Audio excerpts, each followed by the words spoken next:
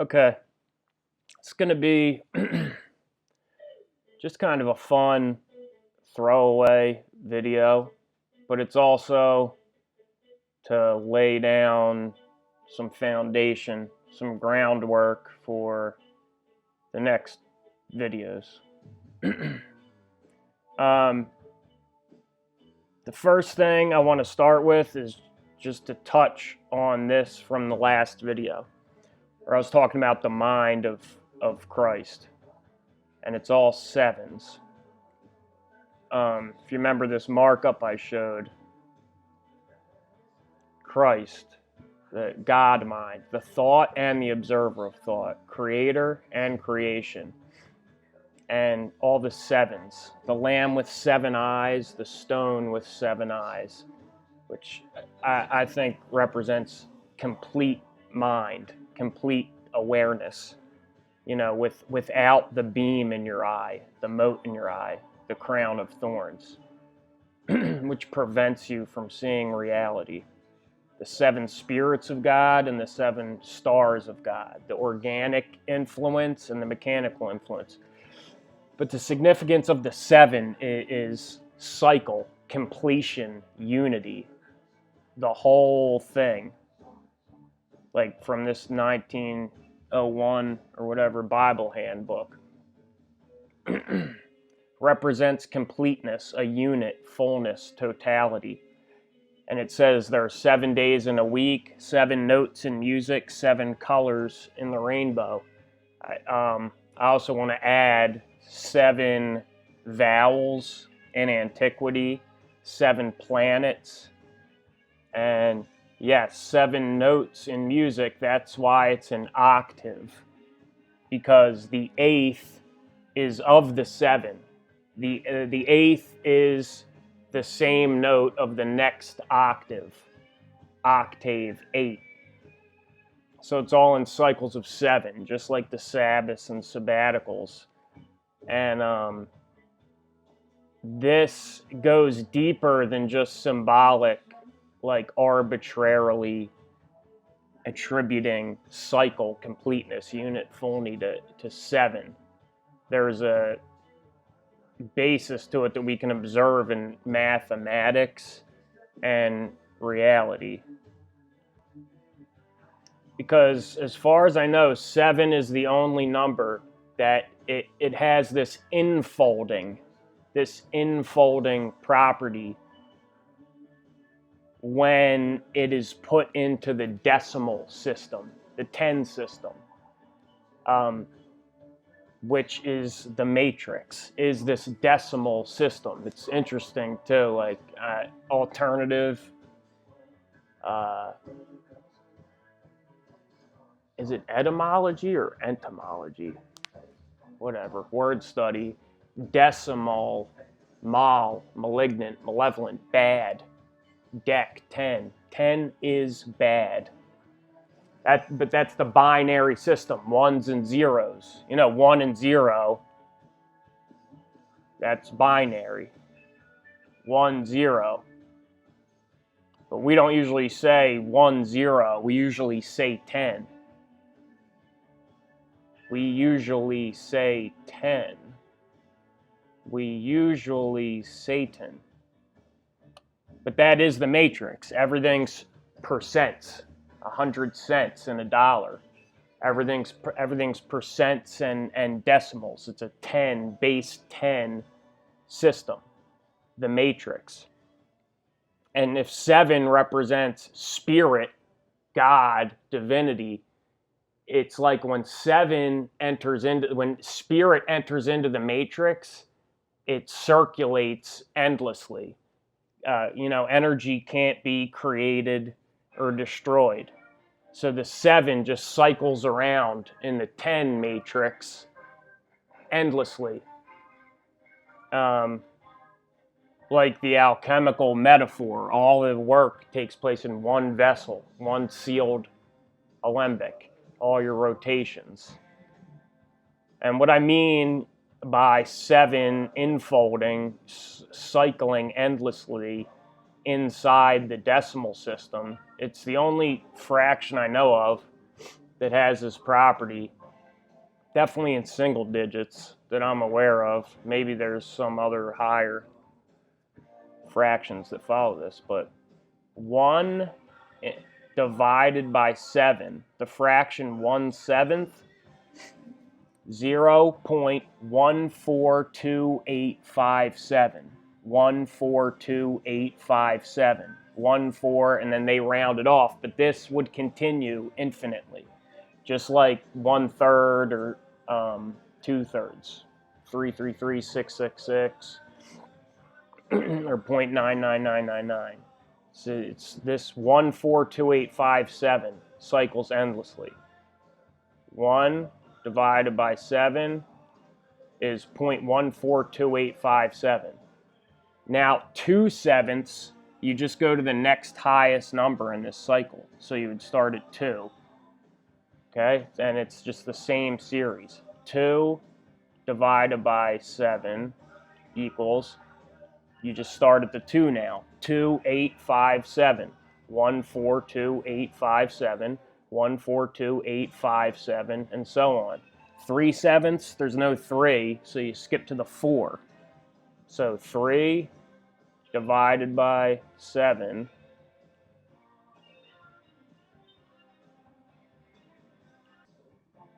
sorry, I did 3 divided by 4. 3 divided by 7, 0.42857. 142,857. So the 4 will be the 5. 4 divided by 7 equals 5/7. 142,857. 142,857. So then the 6 will be the 7, starting at the 7. 7,142,857. 6 divided by 7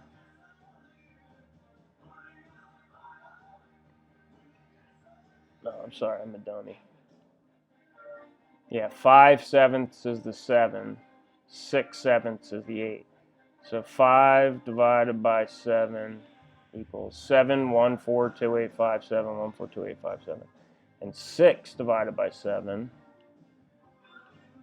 857. 142,857. 142,857. So I'm kind of bungling this, but you see what I'm saying, right? It has this cyclical nature. 7 within the 10. It's just innately the number of the symbol of cycle, completion of a cycle, and it implies an octave system in reality. And this is the next thing we're going to look at, this David Bowie record called Let's Dance. It's the front cover. It's got him as a boxer, boxing gloves on, everlasting habitations, projector shining on him. This is the back cover, same thing. That's him, cartoon version, the boxer fighting. And I'll come back to this, but in particular, I want to look at one song on here, which is Criminal World. Interesting for many reasons. Number one, this record came out in 1983. Number one, it's the only song on the record not written by David Bowie. At least that's what it says. It says all the other songs are written by him, except this one. It has 3 authors. Peter Godwin. Peter is the stone. Godwin. Duncan Brown reminds me of Doc Brown from Back to the Future. And Sean Lyons. It's also like seeing lions. Seeing lions. Sean Lyons. And that interests me because I've been looking at lions a lot too. I'm going to do that after this. A couple pictures of lions. But also the song, not written by Bowie, and the best song on the record, called Criminal World, Reminds me of Doc Brown, and Criminal World reminds me of Back to the Future 2. Biff World, the criminal world, where they go back and it's a criminal world. The Biff world. And it's featured a couple times, but you see it at the end, the very end of Back to the Future 2, this housing development that's being built where he hides the car behind the sign. It's called Lyon Estates. See, like Sean Lyons with a Y. I don't know why. Duncan Brown, Doc Brown, Sean Lyons made me think of this. Lyon Estates. I think they do it with a Y because it's an anagram for only. And you know, all the lion symbolism in the Bible, like Christ, Jesus, and the devil are both described as lions. In Revelation and somewhere else, it calls Jesus the Lion of Judah. And 1 Peter 5:8, be of sober spirit, be on the alert. Your adversary, the devil, prowls around like a roaring lion, seeking someone to devour. And I think it's another little play, lion with a Y, the anagram of only, because Jesus is called the One, preeminence in all things. In the beginning, the Alpha, the One, and the Only, like the one and only. The two lions are like the elder and the younger lion, or one and only. And it's also this overlaying the two on top of each other. Not necessarily the devil and Jesus, but like the stumbling block and the precious cornerstone. The rock of offense is revealed to be the precious cornerstone, the one and only, the good lion and the bad lion. This overlay of the symbols. And this thread he's holding represents the golden thread of symbolic tradition, severed. But I'll get into that later. And Doc gets hit by lightning. You know, I saw Satan fall from heaven like lightning. Lightning strikes the car and he gets sent back to the Old West, 1885, and then in this insane synchronicity, time travel, this car, the Ware car, pulls up right at the same time to give him this letter from Doc in the past. And you see it's the W on the car, Vav 66. And you can see he gets out and the lion is always in the background. Your adversary, the devil, prowls around like a roaring lion, seeking someone to devour. And I'm confident that this is a repeatedly used symbol, the car, the red car, Christine, the Ware car. And it's like the body mind, the ego mind, the bad mind is like the body mind, the car. Like you're the lever puller, you're the car radio button pusher. Like it's a metaphor for the body mind, the werewolf, and obviously it's related to the moon as well. And it's shown exactly the same like this in a Futurama clip I've showed before.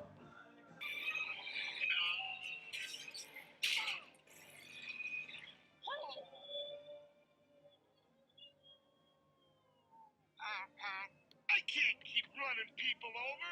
I'm not famous enough to get away with it. Alas, I'm afraid I'm not the original Werecar. I received the curse while taking a learning annex class from a famous robot actor. You know him as Calculi. Calculi. Calculi. It all began one fateful night 1,000 years ago. Whoa. You're 1,000 years old? Your bio says you're 27. Lies! I changed my... Are you the original Werecar or not? No, but you are nearing the end of your search. For your year was 2019. The year was 2019. 2019. I was working on Project Satan. The Y, the Mercedes. The VW 666.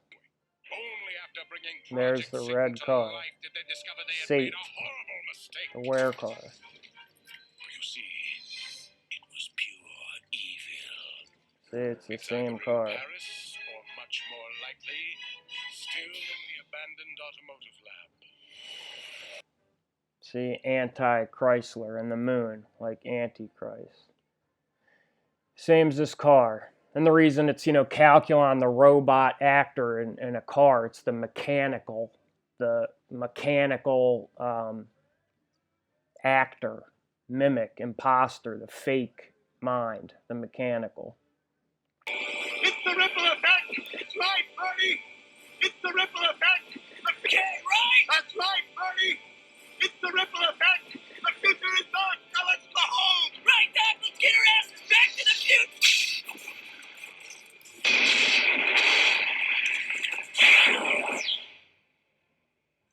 I want to get struck by lightning!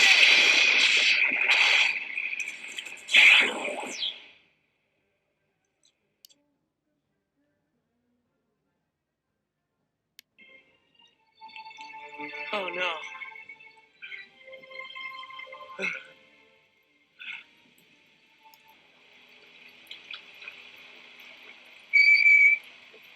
Alive and well.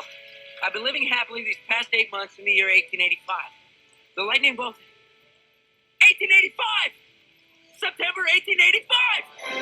Wait, Ken! 1885!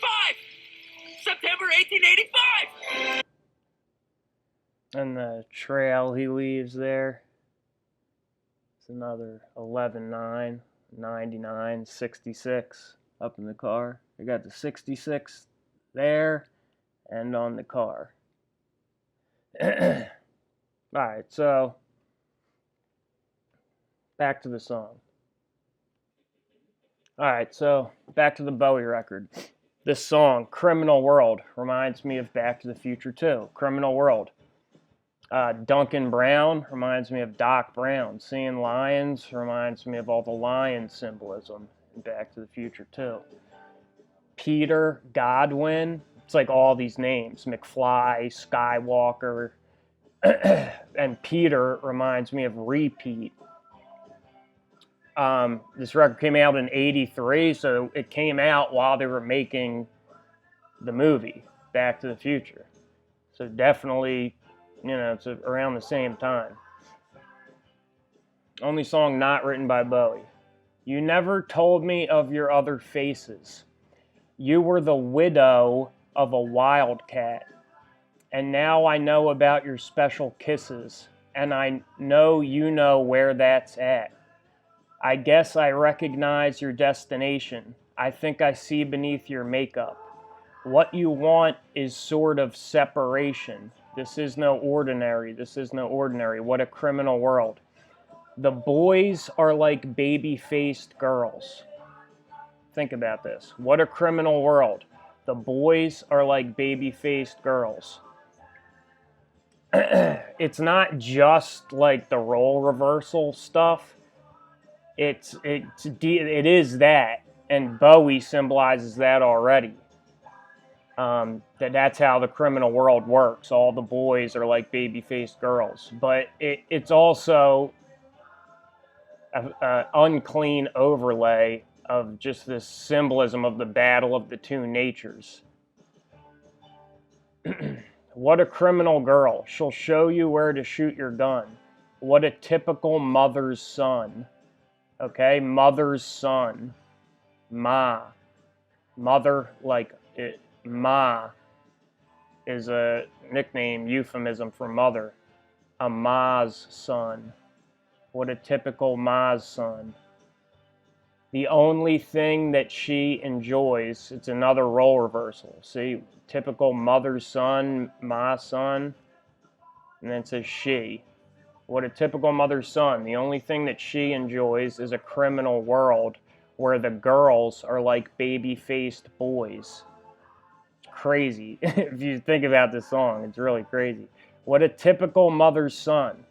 The only thing that she enjoys is a criminal world where the girls are like baby-faced boys. You've got a very heavy reputation. Think about this about the mother's sons. You've got a very heavy reputation, but no one knows about your low life.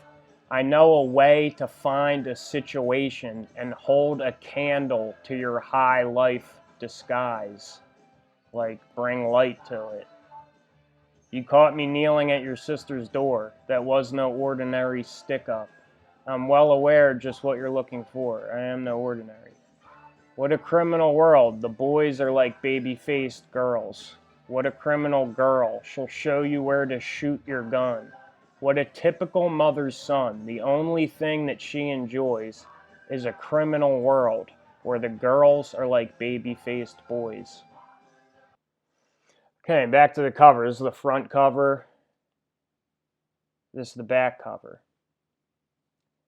The front cover, the Let's Dance, I'm not even going to try that. It looks like it says S-A-I to me, say. But I think, if anything, it's some kind of, like, theosophical diagram, world diagram. Maybe I'll take a crack at it, do some free association at the end. But if you look, okay, his real body, he's standing in front of a projector. The world, the city, and then look at the sky. Looks like how the sky looks now. Also reminds you kind of like 7-Eleven, the scene. The laser coming down through the building and all the smoke. But the world is a projection, you see, on the screen. It's not real. His real body with the gloves, his everlasting habitation, is up front, in front of the light. And what is in the world, the projection of the world, is his shadow. You see, like the film and the projector, his shadow is what's in the world. And the world is just this projection. And what is projecting the world? What is projecting his shadow onto this false cityscape, this false overlay? You flip to the back, it's the moon. You see, the moon is the projector. It's the same as the front, but from the other angle. From the front, you see behind him the screen, the projection, and his shadow, which we see as the world. And on the back, you see in front of him, you see the projector, which is the moon. And he's the boxer fighting the moon.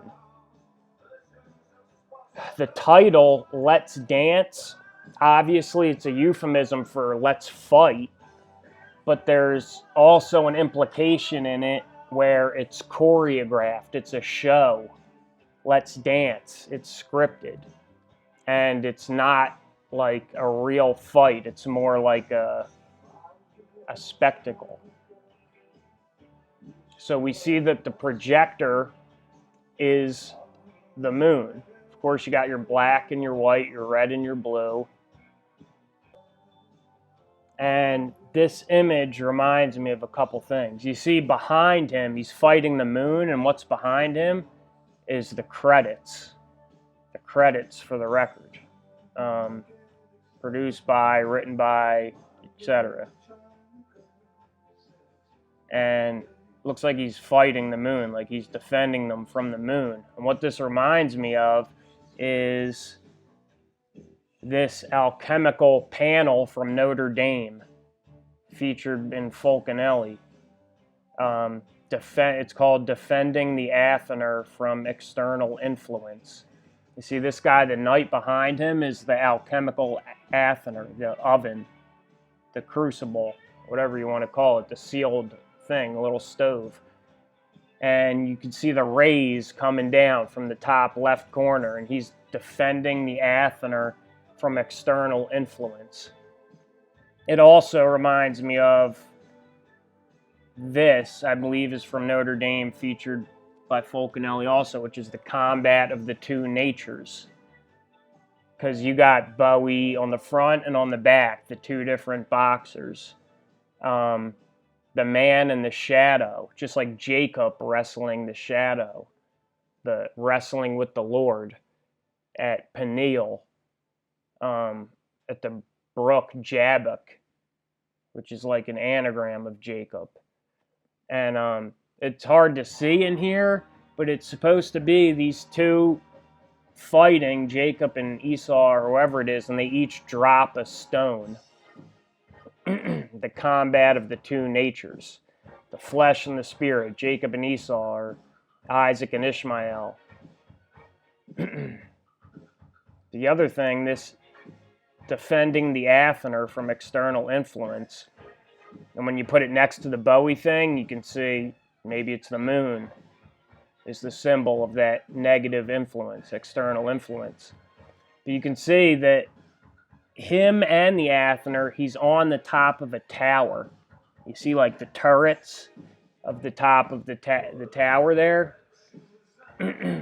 So this guy's on the top of a tower defending the Athener. And then we got the implication of the combat of the two natures. So when you take these two together, the Bowie cover, where he's fighting the moon, Let's Dance, defending the credits of the album, the Notre Dame alchemical panel, defending the Athener from external influence, and he's on the top of the tower, okay? When you look at some of these cards, tarot cards, the tower is 16, 8 plus 8, like Back to the Future, 88 miles per hour, 88 xenon lights on 7-Eleven. 16, you see the moon, boom, this external influence, and the two natures, male, female. The boys are like baby-faced girls, but it's a symbol for something. And it's also like the Tower of Babel, you see? Can also be something about breaking down the language, breaking down the symbols, solve and coagula, so you can put them back together to get the Philosopher's Stone, to get the treasure, the crown. You can see, like in this one, the silver sun. It's the moon, boom, destroying the tower. Number 16, 88. And you can see in this one, the Marseille deck, you see there's two gold nuggets at the bottom. Just like the combat of the two natures, where they each drop a stone. Okay? They each drop a stone. Jacob wrestling the shadow. These guys, the tower destroyed, the crown broken. It's like your old self being destroyed. Or it could be a Tower of Babel language thing, breaking down the language and symbols so you can put them back together the right way. And you can see it overlays with this Masonic pillar system. See, crown, the middle pillar is broken. That's like the Holy Spirit, the golden thread. It's like you, the kingdom of heaven. It's being able, that contact, access to God or to a higher realm, the spiritual realm, and being able to know things directly and know the Lord directly. It's broken. Like Jesus says to the Pharisees, you shut up the kingdom of heaven, and you neither go in yourselves nor allow the people to go in. You see on the tarot card, the moon, boom, tower, the two natures, each drop a piece. And you see the crown is getting broken off the tower. And then look on the Masonic one. Crown on that tower is broken. And that connection being broken, the golden thread being broken, is, you see Marty holding this string. It was hit by the lightning bolt. The lion, your adversary, the devil, prowls around like a roaring lion, seeking someone to devour. And as far as the Tower of Babel,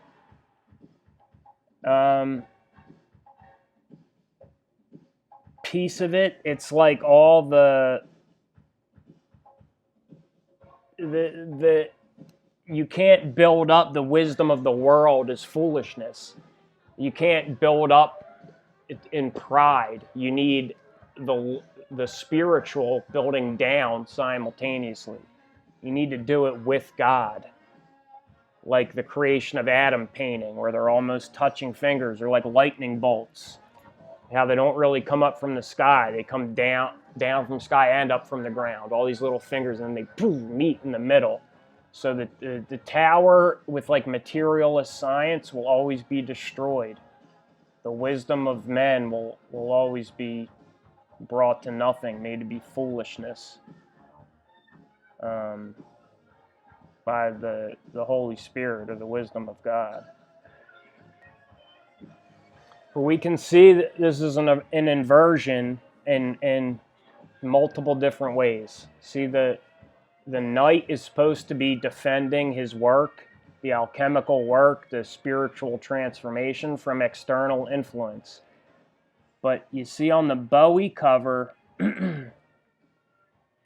he's not defending the work, he's defending the credit, which is wrong. It's an inversion. You see, this isn't the work, this is the credit. Okay? And he's not defending this is the work. You see the fire, the vessel, this is the vessel containing the work, the crucible. I'm not even going to get into the letters here, but he's leaving this exposed. It's an inversion. He's doing it wrong. He's doing it upside down. You're supposed to pick up your cross, you do your work, you do what you're supposed to do, you don't worry about the credit. He's doing the opposite. He's defending the credit and neglecting the work. And also, the whole thing is inverted, okay? Let's flip the whole thing around. We flip it over. And what do you see here now? Is anything popping out at you? One thing is this thing looks like a rocket ship. The fake work that he's not defending looks like a fake space airplane. Something else. If you've been watching for a while, you'll have seen these markups. I've done many different variations of them. I think they start in a video called Binary Trinary Consciousness. But if you look up, analog spirit, up is 777. The middle, human experience, is 555, like the Christ number, oil. And down, artificial, digital artificial environment is 666, gross, dense, down, 666. Up, 777, middle, 555, up is 777, down is 666. 555 is you. Okay? Now look at this thing. Once it's flipped over, you see up at the top here, they kind of look like lightning bolts. There's 6 of them. The first, the third, and the 6th. There's 7s. 7, 7, 7 up at the top. You see that? 7, 7, 7 up at the top. At the bottom, instead of 666, we have the moon. We have the symbol instead of the numbers. Okay? I've been talking about this the whole time too. The moon as the speaker, the cymatic speaker projecting the image, or Lucifer, the anointed cherub that covereth, that fell, the fallen overlay, the unclean overlay. 666, bottom, the moon. You see he's got the moon here, and you see the middle, human experience, Christ, what have you. The human experience is 555, and if you can see here, they have 3 5s, 5, 5, 5, but the third 5 is inverted. You see it? Fallen down, underneath and backwards. So it's fallen and inverted. That's the inverted, that's the fallen 1/3, the 33. the 33.3333% of the angels that fell. You see, 1/3 of the fives is fallen. So we can see that it's an inversion here, this whole album he has here. But I thought that was pretty crazy how it lined up like that. And just before I wrap this part up, why not? I'll just take a real quick crack at free associating this possible theosophical diagram or whatever it is. Up top you have L, maybe like God, L down to E, man, the 5-man, E, 5-man, human. And then hit the dotted line, falling. And then TS, maybe the sun. And DA with the curved line, dome above. Maybe it's saying the sun inside the dome above, but it could also be like Christ, the sun, coming in. And maybe N, North Pole in the center. NC, North Pole, center. And then man, the 5-man, E, exiting out of the system again. Maybe that's the narrow gate. I don't know. That's just for fun. And about this car, the red car, the 66 or 99 car, the wear car, the body mind, how it's always a red car, like I showed you in Futurama, or like Stephen King, big symbolic name, Christine, the killer car. Or like in this, Back to the Future, the same red W66 car. The reason, well, at least one of the reasons, the killer car is the younger, the body mind, Cain. Cain is born first, before Abel. He's the first killer, and he lies. And the same thing with Jacob and Esau. The red car is Esau. And the Lord said unto her, 2 nations are in thy womb, and 2 manner of people shall be separated from thy bowels. And the one people shall be stronger than the other people, and the elder shall serve the younger. And when her days to be delivered were fulfilled, behold, there were twins in her womb. And the first came out red all over like a hairy garment. And they called his name Esau. Like first, your flesh, body, mind is born from below. Like David says, curiously wrought in the deepest parts of the earth. And then you're born from above, like the lightning coming down, the spirit growing down, the younger, the new self, spiritual self, Jacob. So Esau is red. It's the red car, that hunter, killer, ego, body mind, related to the moon. And so the combat of the 2 natures, Jacob wrestling the Lord, wrestling the shadow when he's going to confront Esau, or maybe it's Esau like possessed in the spirit. Either way, the wrestling the shadow, fighting the shadow, just like the Bowie album cover. So if these represent the same 2 guys, the elder and the younger, and the tower being destroyed. The tower, the house of God, the temple, it's not just your body, but it's like, maybe you could think of the tower as just your whole self, whatever that means, everything that includes.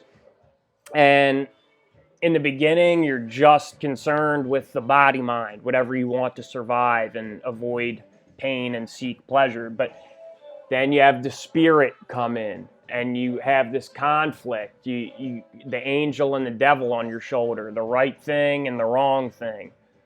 What should you do? It's a conflict. It's always a combat.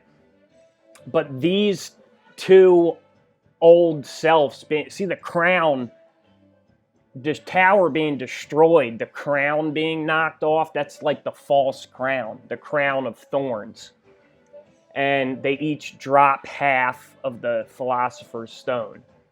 So this middle pillar can be built back up from the top, a new self where there's not the conflict, like being born again. The crown of thorns knocked off, and your two natures destroyed, your old self destroyed. And there's literally infinite different ways to think about these symbols, these stories, parables. But another way you could think of it is time preference. Like Esau's a hunter, but Jacob sod pottage. Like Esau just takes whatever's there. It's instant gratification. He gets what he gets right then. He kills an animal and eats it. He has it. It's like a low time preference, like living just for today. And Jacob sods pottage. He plants and sows and waters and reaps his harvest in the fullness of time. And so you could think of it like the angel and the devil on your shoulder, like the body mind, like what would I do if I only had one day to live and live like that? Or maybe Jacob would be like the eternal mind. How would I live? How would I spend my day if I only had one day to live? How would I spend my day if I had to live for an eternity, an eternal existence? And you go back and forth. But then the destruction, your old self being destroyed, the tower being destroyed, the crown of thorns knocked off, when you hit 88 miles per hour, the 16. It's now your new self. There's no longer the combat of the two natures. It's where what you would do if you only had one day to live and what you would do if you were living for an eternity are the same thing. You're doing what you would do if each day was your only day to live. It's the same thing as what you would do if you were living for an eternity. The circumstances make no difference. There's just what you're supposed to do. Period. Which results in your new self, where now you're not the car, you're not the red wear car, and you're not the guy driving, or you're not what's playing on the radio, your thoughts and emotions, but you control the radio. You're the driver of the car. You're the driver of the chariot. And you see your two lower natures are subverted, like the two horses, the bottom of the card, where you see on his shoulders, the angel and the devil on his shoulders, it's like Jacob and Esau. It's like his two old natures are subordinated. Now he has his crown and his scepter, knowledge and power. He's reigning now. He controls the chariot, the car now. And it's number 7. That's his new self, his divine self, the master of the chariot. Yeah, so it's like your old crown, your old self gets destroyed, crown of thorns knocked off. So it can be built the right way, not like the Tower of Babel with man alone, the wisdom of the world, the wisdom of men, or materialist science, but where it meets in the middle and you're being led by God, synchronicity, intuition, and data, which comes from a higher level of reality. So now I'm going to look at the lions. The double lion symbols. The devil is portrayed as a lion, and Christ is portrayed as a lion. 1 Peter 5:8. Be of sober spirit, be on the alert. Your adversary, the devil, prowls around like a roaring lion, seeking someone to devour. Revelation 5:5. And one of the elders saith unto me, Weep not, behold, the Lion of the tribe of Judah, the Root of David, hath prevailed to open the book and loose the 7 seals thereof. The Lion of the tribe of Judah. So you have the two lions, the good lion and the bad lion. For whatever reason, I got really sucked into these lion pictures a while ago. And certain things that I look at, it's almost like everything just Mandelbrot's on me nowadays. Like whatever I'm looking at, it's just like like I see there's like infinite things you can see in there. And I think that these animals, the ass, the lion, they're symbols in the Bible because they're fruitful for meditation and contemplation. Like you can actually learn things just by looking at them and thinking about them without anyone having to tell you. It's like a gift from reality, a gift from God, like trees, river, fire. And I think this is one of those things, like staring at a lion or a cat is kind of like staring at a fire or something as an object of meditation. It also reminds me, I think fire is beneficial for people, just like sunlight. And we don't get enough of it, just like sunlight. If you think in the past, people would always either be in the sun or in front of a fire, almost all the time, looking at a fire. And I think that it's good to look at, like for help you meditate or contemplate. But also, just like sunlight, I feel like there's actually something beneficial in the fire light. And there's like a sound, like a ringing. I don't know if it's from the fire or from the stones of the fireplace, but the whole thing, it can do something for you. These symbols you're given in the Bible and in the Zodiac and in every symbolic tradition, because they can teach you things just by looking at them. But one of the first things I see here, a real easy one, but his mouth is that Y shape, the mouth and the nose. It's like the Y and the inverted Y or the hourglass. You can see the mountain of God there and the glory above, but it's the two Y's meeting. You see this shape all over nature and everywhere else. But the next thing, I don't know if you're going to be able to see this or not, but right side up again, his nose. If we zoom in on his nose. But the lion's nose reminds me of the image of Christ crucified, either without the head or with the head hanging down. And I don't know why. It's the first, I thought of this painting by Dali. I don't even know what it's called. I don't think it's supposed to be Jesus. It might be Crucifixion of St. John. But can you see the similarity? Here's also, for sure, multiple intentional mirrorings in this painting. You can tell just by the shadows. I'm sure there's a Baphomet goat head thing up top, and in the bottom in the clouds, you can see that there's like a regular kind of geometric something to be mirrored in the sky there, but I'm not interested in doing that. So I think that's the best I can do to get them next to each other. But can you see what I'm talking about? The Lion of Judah, Christ crucified, as this like symbol in the lion's nose. I mean, it's just a gestalt perception, but there's a million things I could show you that, come to mind as you meditate upon these symbols. But this is very similar to the image of the crucifixion. So that's the lion face. That's the resting lion, the calm lion. That's what I see.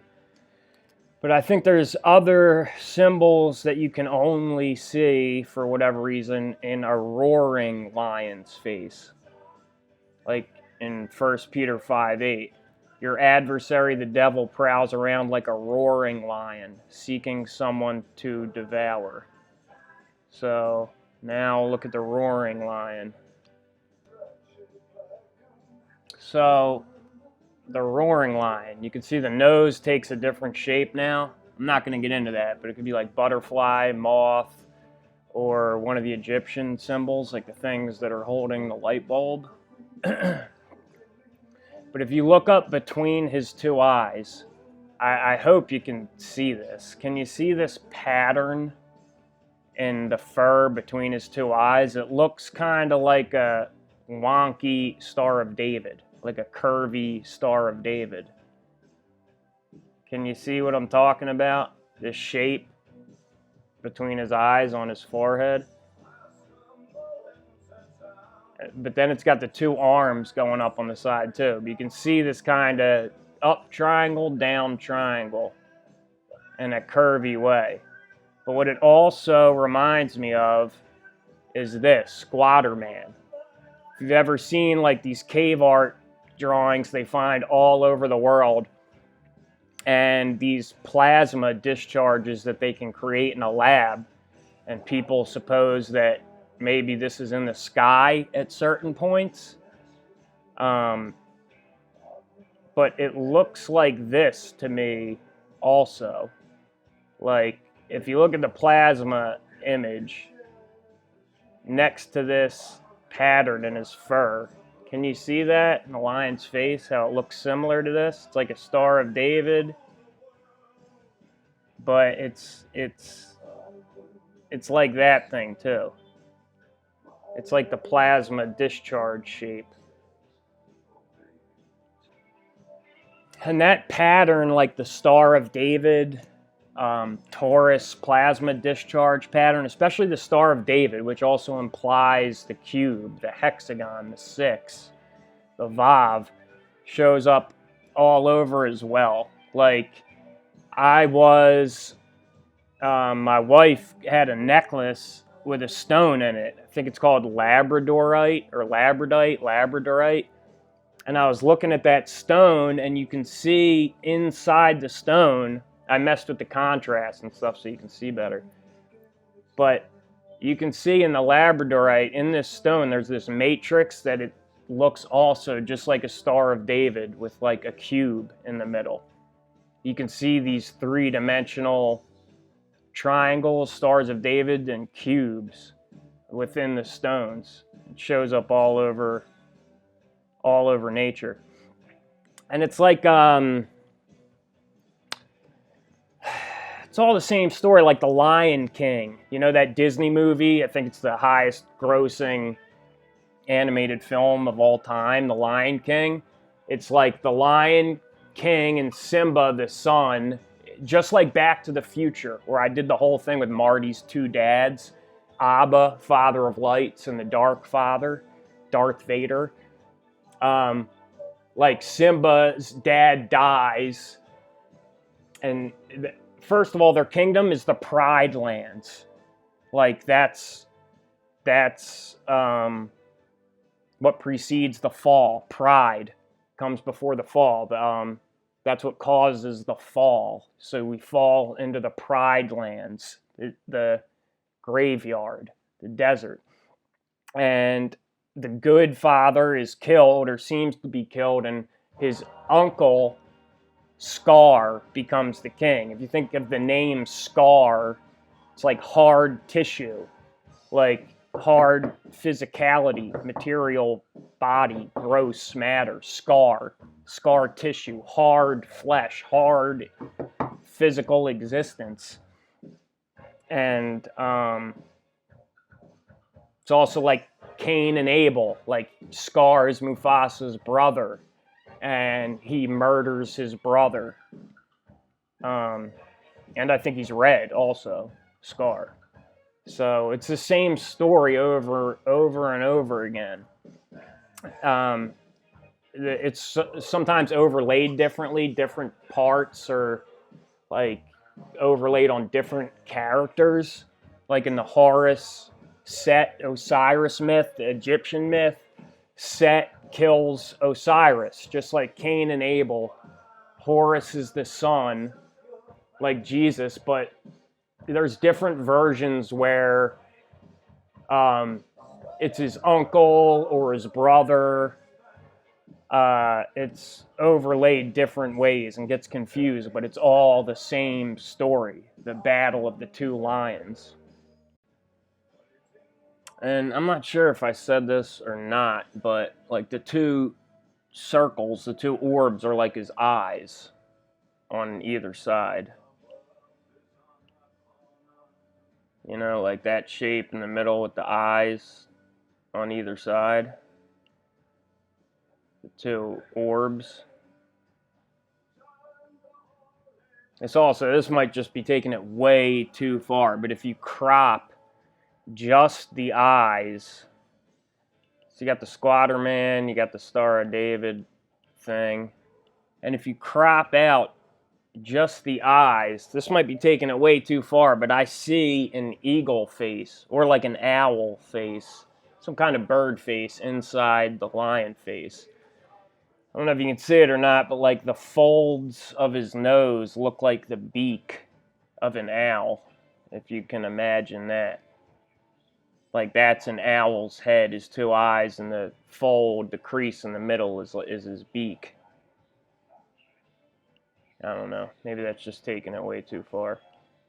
But the other thing this Squatter Man reminds me of is, you see, it looks like a dude. That's why it's Squatter Man, squatting down with his arms up in the air and his legs out to either side, and like the two orbs, like one under each arm. And that's that's a common like alchemical symbol in a lot of alchemy stuff. You'll see the moon in one hand and the moon in one hand and the sun in the other hand. Or it's like this, the left hand and the right hand, like the lunar and solar pillar. But that broken pillar in the middle is the guy. The man is the broken pillar in the middle. And the solar and the lunar pillar, it's the sun and the moon, under his arms. And what this also reminded me of is something I was reading. It was from a Wang Ci book. It's just an excerpt from another book I was reading. Wang Ci, Wang Su. I'm not sure how you say it. I'm just going to read this story real quick. When Confucius was hemmed in between Qian and Tsai, he passed 7 days without food. The minister Zhen went to condole with him and said, "You were near, sir, to death." "You were near, sir, to death." "I was indeed," replied Confucius. "Do you fear death, sir?" inquired Zhen. "I do," said Confucius. "Then I will try to teach you," said Zhen, "the way not to die. In the Eastern Sea, there are certain birds called the IR.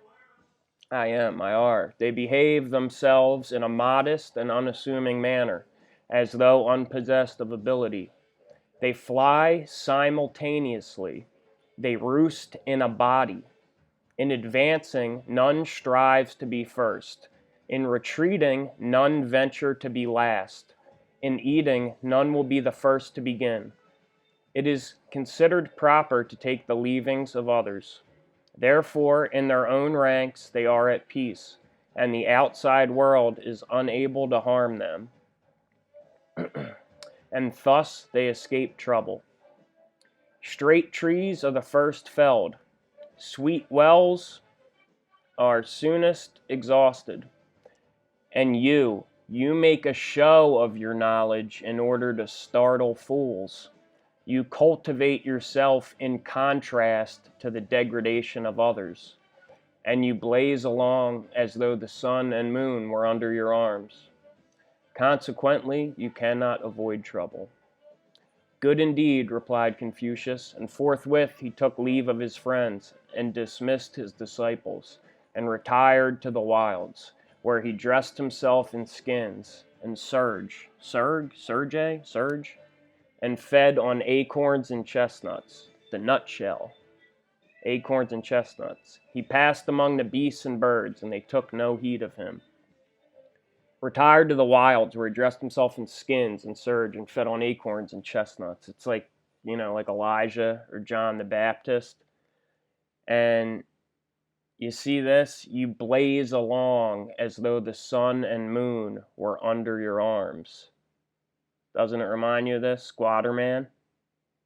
Blaze along as if the sun and moon were under your arms.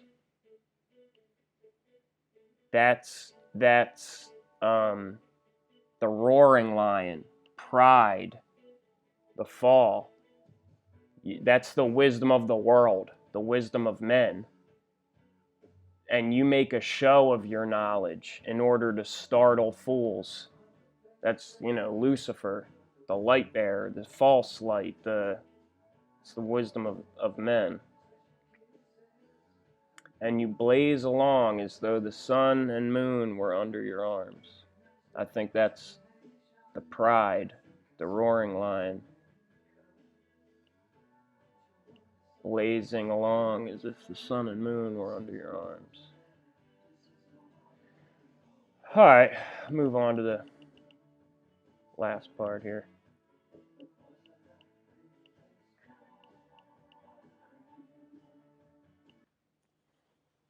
And the last part, or probably the last part, is going to be the universe in a nutshell. And this guy, Stephen Hawking.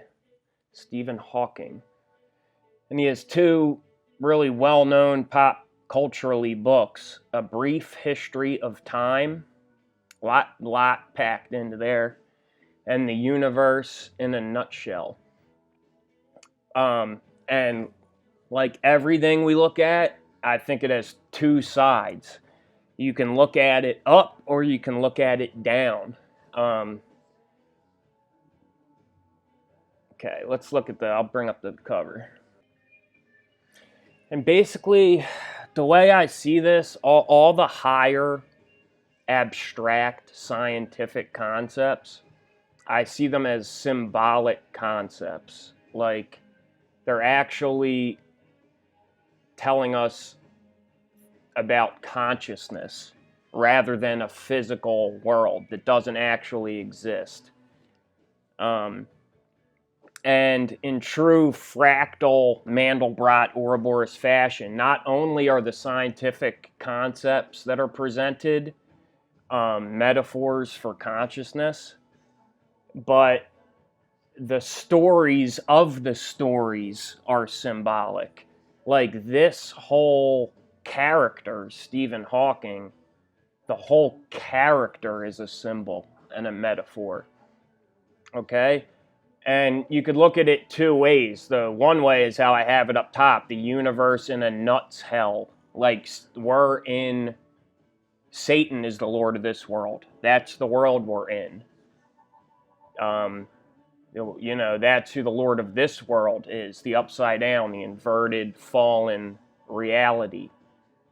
Ruled by a psychopath. That's the nuts hell, the universe in a nuts hell. But the other way, also you see the symbol of the walnut. It looks just like a brain. See the open shell, and it's also like two circles. Because the other universe in a nutshell is like Christ. It's all in the mind of God. In the beginning was the Word, and the Word was with God, and the Word was God. All things were made in Him and through Him. And without Him was not anything made. Like everything is in Christ, the Lamb sacrificed from the foundation of the world. This is my body. This is my blood. That's the positive way. And also, it's like the nutshell is the sacred almond. In all the old Gothic Middle Ages art and all the Gothic cathedrals in Europe, they always show Christ in what they call the sacred almond. It's really the Vesica Piscis, two circles intersecting. They call it the sacred almond.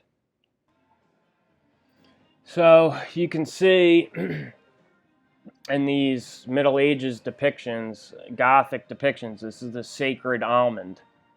They always have Christ in. And you'll see there's one coming up in the stone portal. He has the E above his head, the 5-man E, the Emmanuel. And to me, it's the two circles. It's the intersection, the place where every eye will see him, like the real reality. the mind of God, where everyone's reality intersects. That's what's real for everyone. And it's also like the Jesus fish, it's the same thing. If you have two circles crossing, that's the same symbol as the Jesus fish, and it's really the same symbol also as the cross. It's just the straight version and the curved version, the masculine version and the feminine version. The straight cross, but it's the crossing point where everything intersects, where everything crosses. In alchemy or other occult terms, it's the crossroads, Mercury. It's but that's the good nutshell. So that's the other version of this is the mind of God. Like I showed in the other videos, the Word and the Witness, the Lamb with 7 eyes, the stone with 7 eyes, the thought, observer of thought. So the sacred almond is the other version of the nutshell. So it's nuts hell, a nuts hell, Satan, Lord of this world, or it's all in the mind of God if you think it all as a purpose and you have acceptance, and it's then it's the sacred almond. So first thing we're gonna look at is the name, Stephen Hawking. Also keep in the back of your mind Stephen King. Stephen Hawking, Stephen King, they're very closely related symbolically. So Stephen is circle. It's the first martyr, the proto-martyr, Stephen, the first martyr. So it's like a Christ-type symbol, martyr symbol. And it means, originally had a more general meaning of any circle. Nature of reality, time, circle. Meaning wreath or crown. I'm not going to keep bringing it up again and again, but that broken middle pillar, crown, that link to knowing, to God, the Holy Spirit. So that's Stephen, the first martyr, and crown or circle. So Stephen Hawk King, the Hawk King is Horus. You see how his hat's just like the Pope hat also. It's also just like a bowling pin. How many bowling pins? 10. The Hawk King, Stephen Hawk King, which is like a Christ type figure. Okay, and even if it is before it, if time's not a straight line, it's a circle. Like I think they're all like echoes of Jesus. If time is a circle and it's all these rings stacked on top of each other, like the further out you look, it gets more and more distorted. But they're all like echoes, reflections of the same story, whether they're before or after or anywhere in time, because he's the Alpha and the Omega. Also, all those things like that. I am the first and the last. The Alpha and the Omega, the beginning and the ending. If you think of a straight line, all these things are very difficult to understand. But if you think of a circle, these things make perfect sense. The first and the last point on a circle, yeah, it makes perfect sense. The beginning and the ending of a circle are both the same person, same point, same event. Yeah, it makes perfect sense.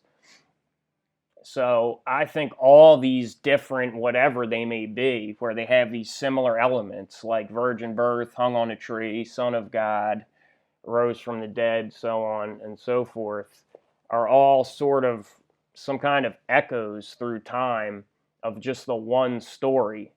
And some are closer, some are further off, some are more distorted, some have different characters overlaid in different places, but they're all the same story. So that's Stephen, the circle, Hawk King, Horus.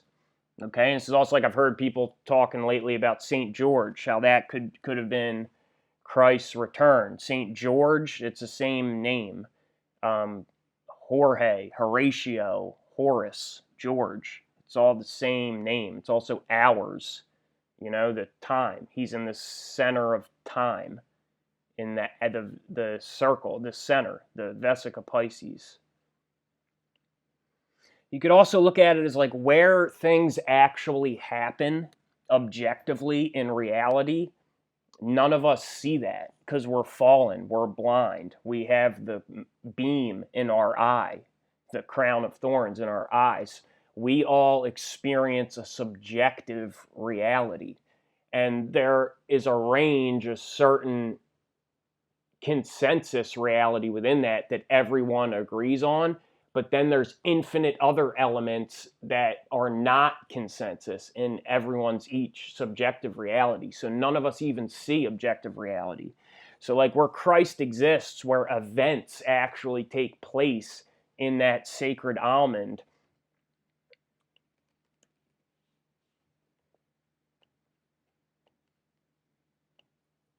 and this is for a future video, but I'm just going to show this markup real quick. But this is the sacred almond. This is the Vesica Pisces, this little sliver of consensus reality, which everyone has in common.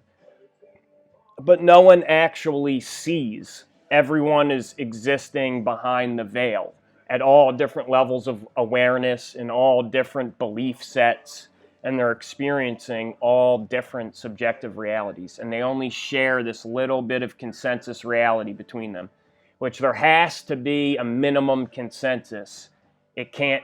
No one can be allowed to diverge past that, or they'll cease to exist in the same reality. And there's a whole control system in place which administrates that, prevents people from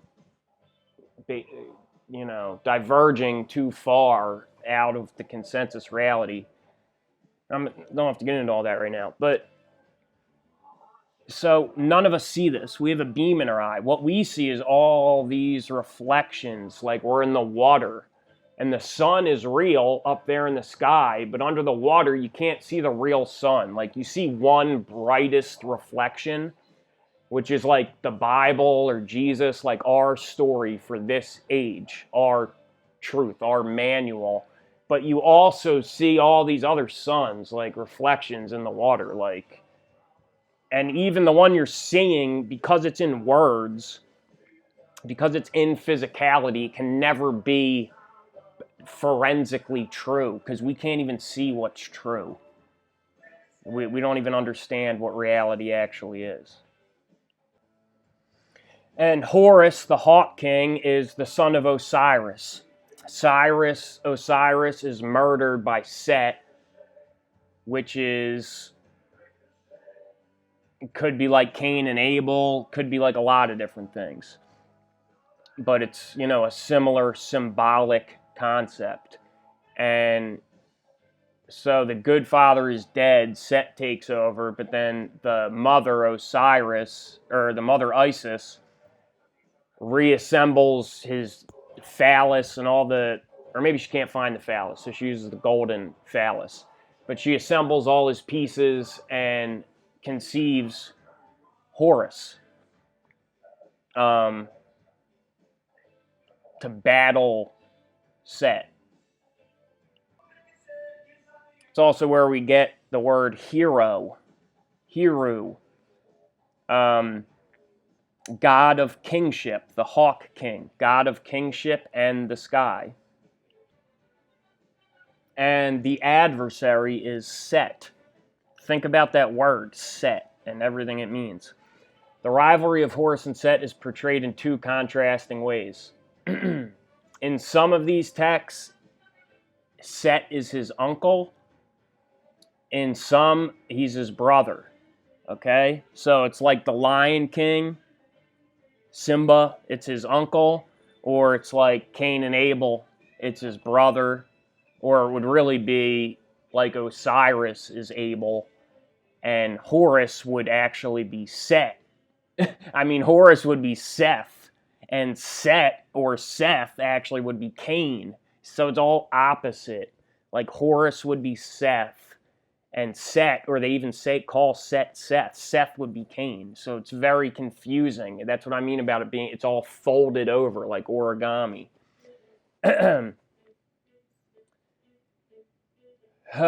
they may be called brothers or uncle and nephew at different points in the same text. And you see here they have a spelling of his name, S-T-H, Seth, S-W-T-H. Reflects the palatalization of H while the eventual loss of the final consonant. And then see C-H-T, it's like chat. It's T-H-C backwards. Just remember that. I'm going to do something with that later. C-H-T, T-H-C, set. And something else I want you to remember is the ass, the donkey.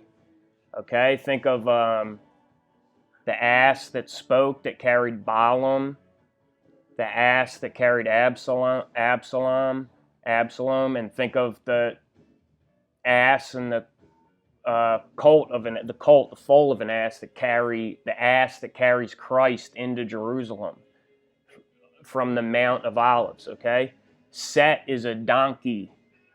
They call it the Set animal, but it would be kind of weird if the Bible said, "Hey, a Set animal," but a donkey, an aardvark, or a donkey, or a canine dog, opposite of God, Sirius. Thin forked tail, a donkey. During the late period, Set is depicted as a donkey or having a donkey's head. Okay? Remember that.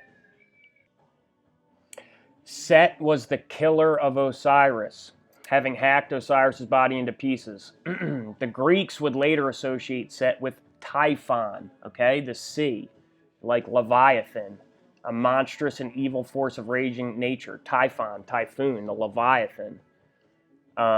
Both were sons of deities representing the earth who attacked the principal deities. Osiris for Set, Zeus for Typhon. It's like the war in heaven, like the dragon storming the gates of heaven. That's like the war in heaven. Okay, and Set damages or tears out one or occasionally both of Horus's eyes. The eye of Horus. Set, the adversary, tears out Horus's eye. The stolen eye of Horus represents a wide variety of concepts in Egyptian religion. One of Horus's major roles is as a sky deity, and for this reason his right eye was said to be the sun, and his left eye the moon. The theft or destruction of the eye of Horus is therefore equated with the darkening of the moon. You see, like, the moon should be like the sun, grow all the time, light all the time, or maybe not should be, but in the beginning, in the garden. During eclipses, Horus may take back his lost eye. It's interesting. Try not to read too much into that.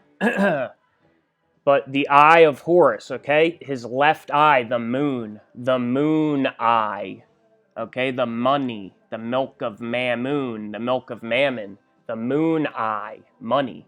His left eye was stolen. So instead of getting your energy direct from God, like a plant, straight down that middle pillar, it's broken off.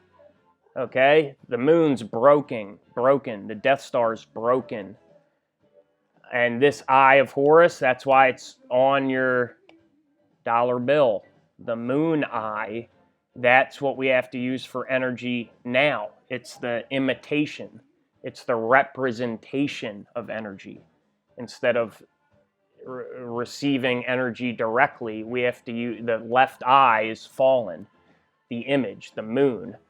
The eye, the stolen eye of Horus, the left eye, the moon eye. And you may be saying, like, why are we looking at all these Egyptian things? Why do Set and Horus matter? And why we, what do Egyptian symbols have to do with the Bible? Well, two things. One, you have to remember, Israel came out of Egypt. That's literally where they became a people. That's where they were made into a people, in Egypt, and he called them out of Egypt. Joseph was the ruler of Egypt under Pharaoh. He ruled Egypt, just like Daniel ruled Babylon under Nebuchadnezzar. So where you get the Bible from is from Egypt and from the rulers of Egypt. You know, all things work, it's all one story. And Jacob himself, Israel, is literally an Egyptian mummy. Go back and read in Genesis. He's mummified just like the pharaohs. Israel, Jacob. And the two Egyptian sons of Joseph, Ephraim and Manasseh, you could maybe think of that as like us, like, or like the US and UK, Great Britain or whatever, like. And you may have noticed there's a lot of Egyptian type stuff associated. Maybe this is Egypt, associated with our country and with the moon eye, the stolen eye of Horus. And why look at any of this? Why you get pieces of the truth, wisdom from Stephen Hawking and these weird, and look at tarot cards. Oh, they're bad. You shouldn't look at tarot cards. Well, it's all your intention. The Lord searches your heart and knows your thoughts. And, you know, you can make anything clean. And I think there isn't, and it's like the body of Osiris, split up, scattered everywhere. You got to pick it up. And it's in the Bible, but to understand it, you have to look in and look out at the world too. And yeah, and some of it is in movies, and it's in everywhere you look. Anywhere you look out in reality, you'll find it. It'll be shown to you. But why? Why do you have to look out in the world? Like, why don't you just know? Or why doesn't God just tell you? Why don't you have that direct connection? Why do you have to study scripture and study yourself and study the world outside? And there's probably lots of ways to think about it. I mean, one way is that you messed up. You messed up somewhere along the line to get into this situation. Or on some other level, if, you know, awareness can't be created or destroyed, it's just an experience. It's just a story. It's just the story. There is no why. Ezekiel 4:12, thou shalt drink also water by measure, the sixth part of a hin. From time to time shalt thou drink water of life. And thou shalt eat it as barley cakes, and thou shalt bake it with the dung that cometh out of a man in their sight. And the Lord said, even thus shall the children of Israel eat their defiled bread among the Gentiles, whither I will drive them. You see, it's like the bread is wisdom. Like Jesus, beware the leaven of the Pharisees, beware the wisdom of men, wisdom of the world. That's his bread. Even thus shall it's like being cast out of the garden. It's like this fractal, cyclical thing. And the Lord said, even thus shall the children of Israel eat their defiled bread. That's the wisdom. Ezekiel has to eat his bread out of the dung of a man. It's like the alchemists, you know, the alchemical metaphors. The philosopher's stone is always in a dung pile. It's always covered in dung.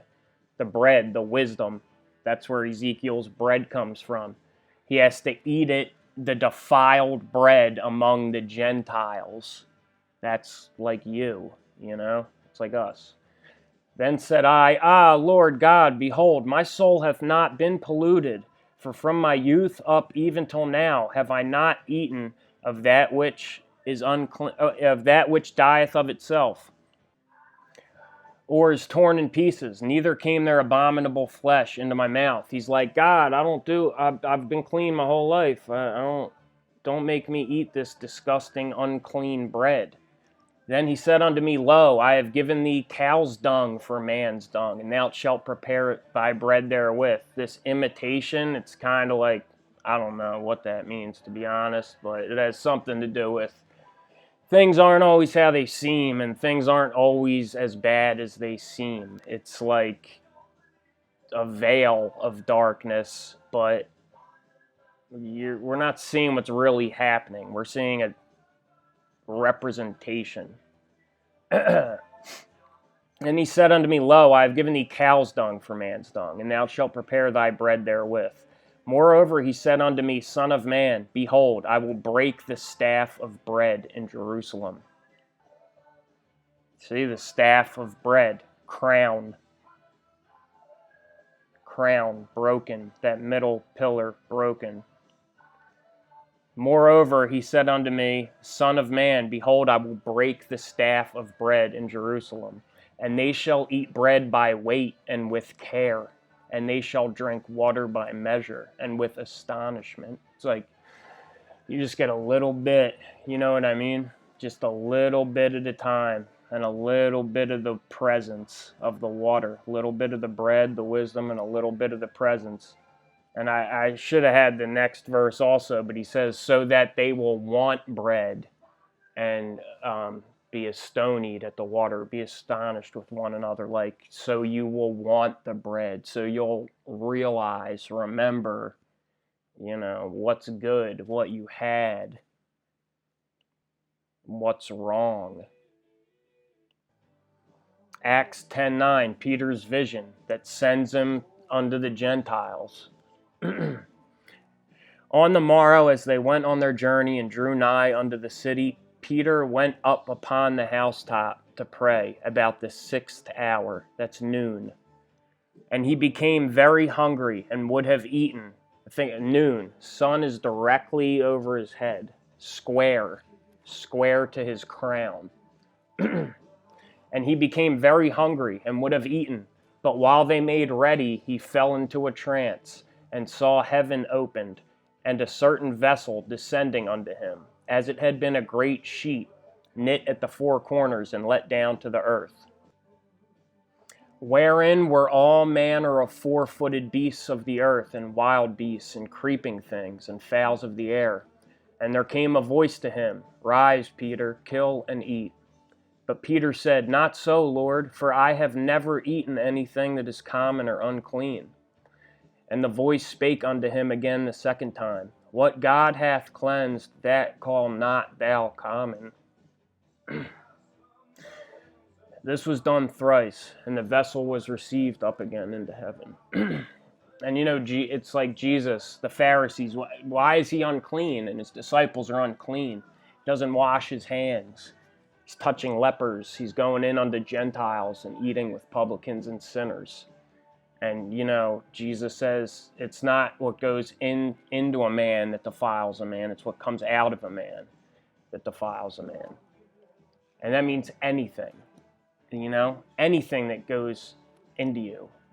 That's not what defiles you. That's not what's going to change you. It's what you know and believe. That's what changes you. Even anything, like you're afraid to get some kind of medical procedure, like what goes into you doesn't defile a man. Nothing they can put into you, but making you believe that you're defiled, that's different.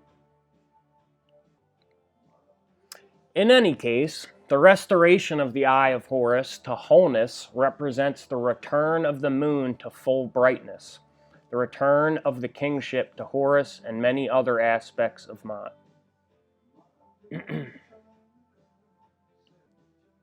Sometimes the restoration of Horus's eye is accompanied by the restoration of Set's testicles. It's the creative faculty, or like manifestation, so that both gods are made whole near the conclusion of their feud. The 2 natures, the 2 guys falling out of the tower, they both die, and they're both made whole. Set is god of desert, storms, disorder, violence. Killer, liar, chaos, etc. In ancient Greek, the god's name is given as Seth. So it's this inverted fold over, because Seth should be Horus and Set should be Cain. Set had a positive role where he accompanies Ra on his solar boat to repel Pepe, the serpent of chaos. Set had a vital role as a reconciled combatant. He was lord of the red. Remember the red car? Esau's red all over. He was lord of the red desert land, where he was the balance to Horus's role as lord of the black soil land.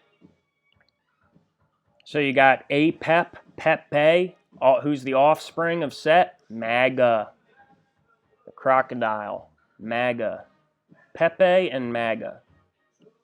And who's his parents? Jeb and Nut, the earth, the nutshell. See, parents, Jeb, Nut. That Jeb also makes me think of Douglas Hofstadter, Gödel Escherbach. In ancient astronomy, Set was commonly associated with the planet Mercury.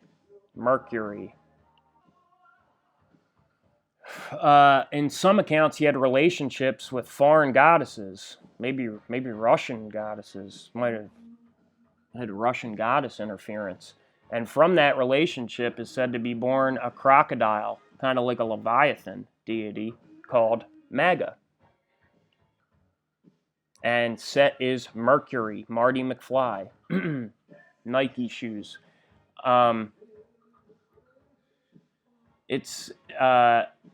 The planet telescopically displays the complete range of phases, similar to Venus and the Moon. Its whole cycle of its phases is 116 days. Flip that over, flip it around, do whatever you want to do with it. It is tidally locked with the Sun in a 3/2 spin-orbit resonance. 3/2. It's the perfect ratio, the perfect fifth. Mercury's axis has the smallest tilt, so it's the most upright. Like you're thinking about orientation, straight up, has the smallest tilt of any in the solar system's planets, about 0.033333 degrees. Its orbital eccentricity is the largest of all known planets in the solar system. At perihelion, Mercury's distance from the Sun is only about 2/3, or 66% of its distance at aphelion. You got the 3/2 and the 2/3. And if you just think about this word set theory, the basis of modern mathematics, the symbol of which is the Vesica Piscis, the nutshell, the universe in the nutshell. That's like the image for set theory. Everything has to be in a binary relationship. It's binary. It is or is not. Everything has to be defined explicitly. Set theory begins with a fundamental binary relation between an object and a set. Everything has to be defined, categorized, measured. Everything has to be defined, but you can't actually define reality. The stream will never be full until it can quantify everything. But you can't quantify everything. You can't quantify the world. You will only die trying. The stream will never be full until it can quantify everything. But you can't quantify everything. You can't quantify the world. You will only die trying.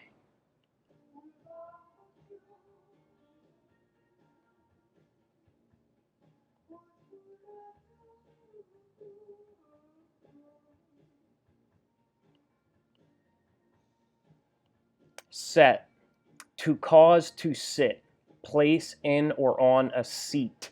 Remember, like crown of thorns, crown of thrones?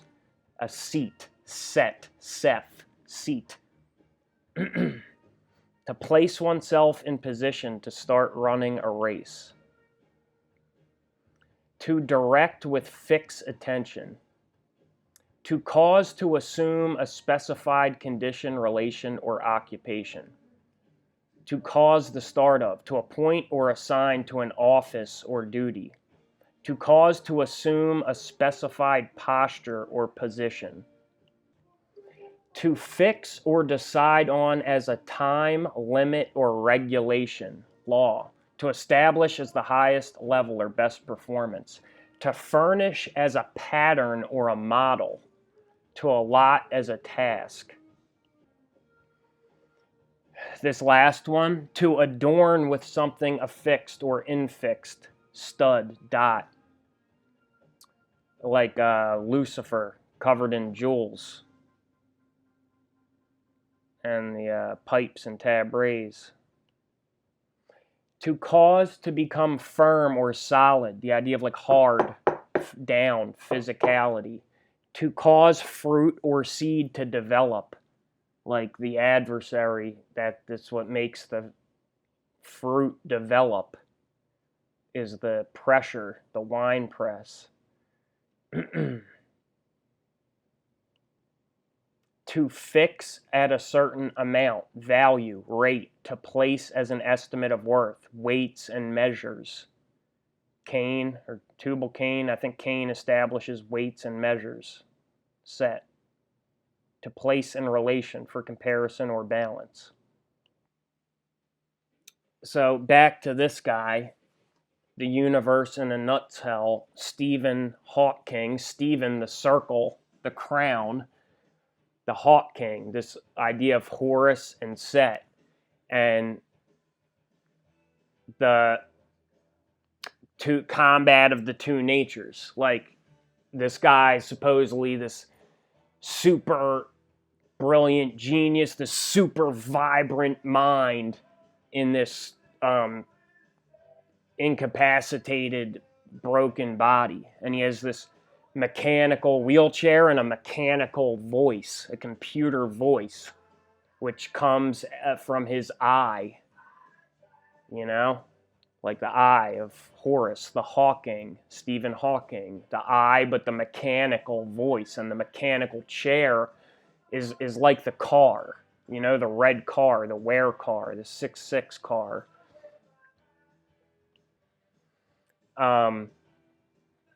And that chair, the car, the mechanical chair, is also like that ass, the donkey, Set, the donkey, the physical vessel, or the body mind, the mechanical artificial voice, our words, the nutshell.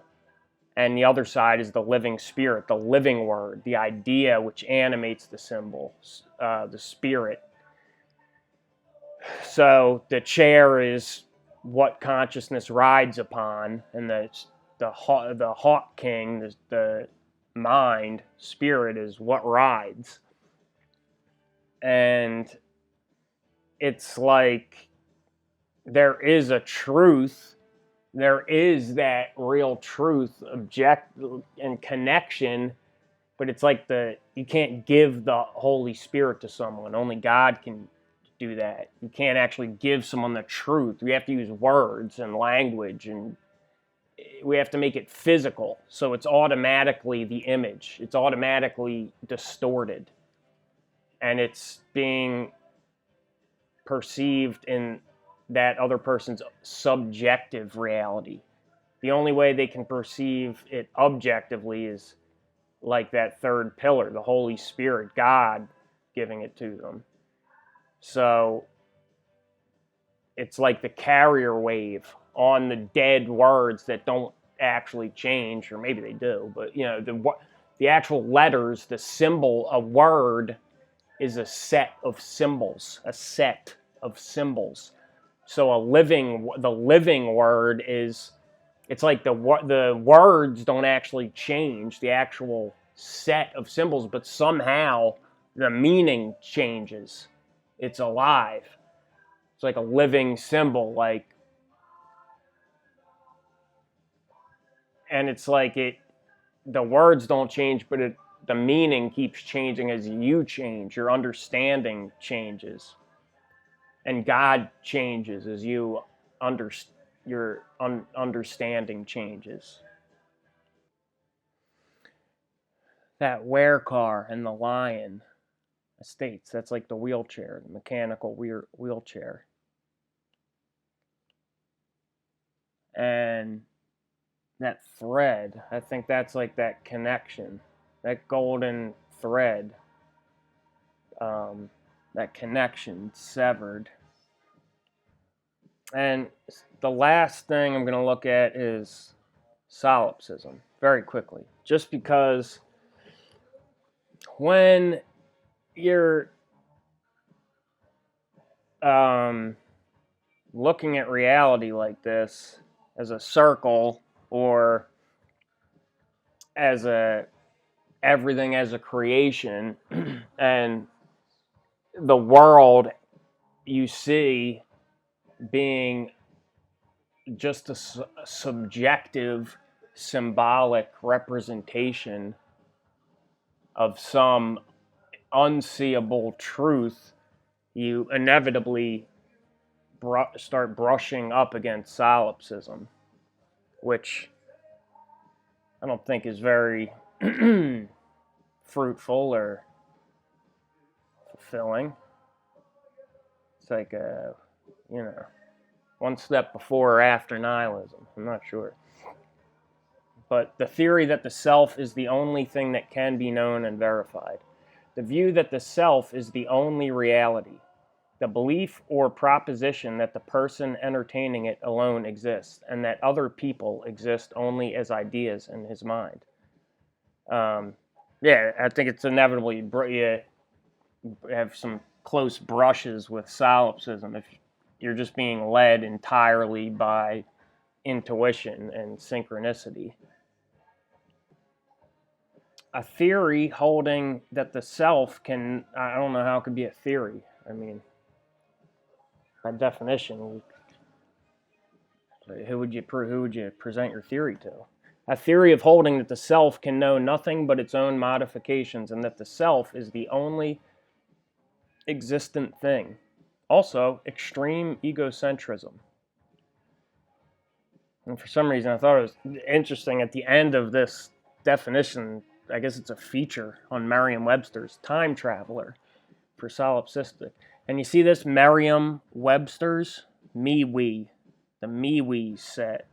If you've been watching for a while, showed that how these and C are all three. You know, it's like the same symbol. You just rotate it like 45 degrees each time or 90 degrees each time. And it's an M, it's an E, it's a W, it's a 3, and C is 3. The MeWe set, all threes. 13, 23, 5, and the B as 13. Because just look at it. It just is. Just thought it was interesting. Merriam-Webster's. I thought this was funny. My wife brought home these like ancient board games the other day. Milton Bradley, MB, 1313, the key to learning. So it was funny. He said B13, M13, the key, MB, the key to learning, ages 6 to adult. So together we can help each other avoid the the pitfalls, the pit, the bottomless pit of solipsism.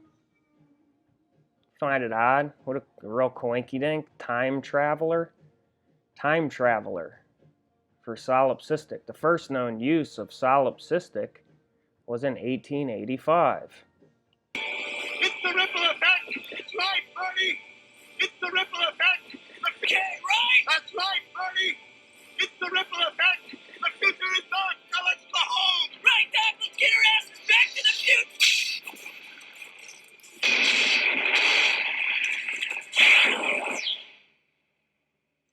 I want to get struck by lightning!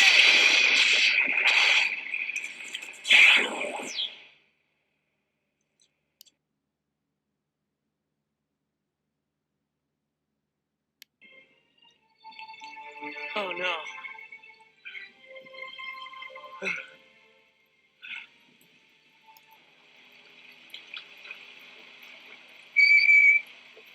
Alive and well. I've been living happily these past 8 months in the year 1885. The lightning bolt. 1885! September 1885! Wait, Ken! 1885!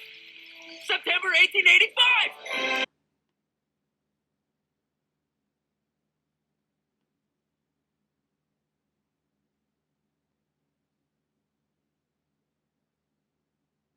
Time traveler. 1885.